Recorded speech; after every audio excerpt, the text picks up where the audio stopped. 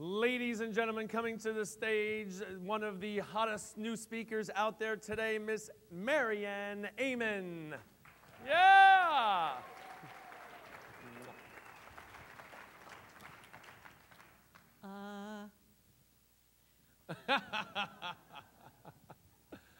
This is my book, Have I Ever Told You You're My Favorite? The Importance of Feeling Special.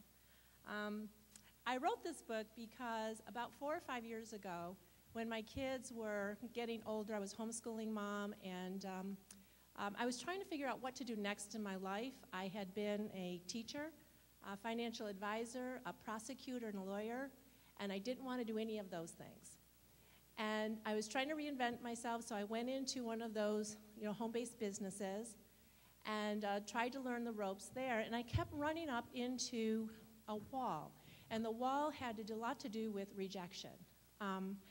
I thought I was over all the issues of my past. I had been born into a multicultural family living in Rochester, New York, right after the Korean War, and I was Korean. And there were no other Koreans or Asians in my area, and it was a very difficult time of life growing up in that environment. It kind of left a scar in many ways. My parents were divorced. I had been abused, abandoned, and there were a number of issues I can relate to Natasha. And I really thought that I had dealt with all those issues. So when I started out into business, once again, I was confronted. And all those things resurfaced again, not in the major way as they had in the past, but, substantially. So I sought some business coaching. I told you before that I had had some business coaching, and when I say I had. Well, this one particular coach said to me after she heard about my past and she thought that I was pretty smart and had social skills and love in my heart, and she kept saying to me, "You're just a thought away. You're just a thought away." And you know how maddening that is when you're a thought away and you don't have a clue what that thought is? And neither did she. So we ended our sessions with me with this hanging idea that I have this thought away, and somewhere, if I just break through, success would come for me.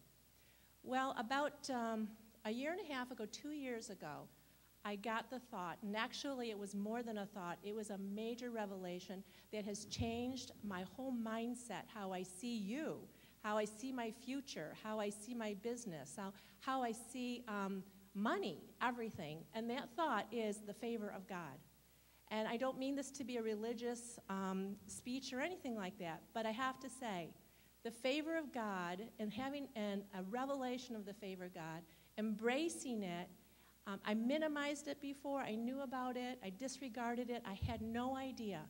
And I heard it mentioned several times today. Maybe you didn't even know you were talking about it. John, you were talking about being in the right place at the right time. You mentioned it. Right place, right time, right people. So did Alan.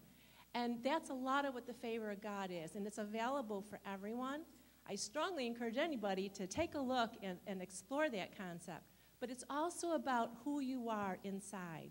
Being favored by God has a lot to do with your esteem, your honor, how he feels about you, and it has nothing to do with favoritism. That's the exact opposite. So I wrote the book to share with the world my journey, how I got here, and what it's done for me, and how you can walk daily, every day, in the favor of God. Thank you. Good job.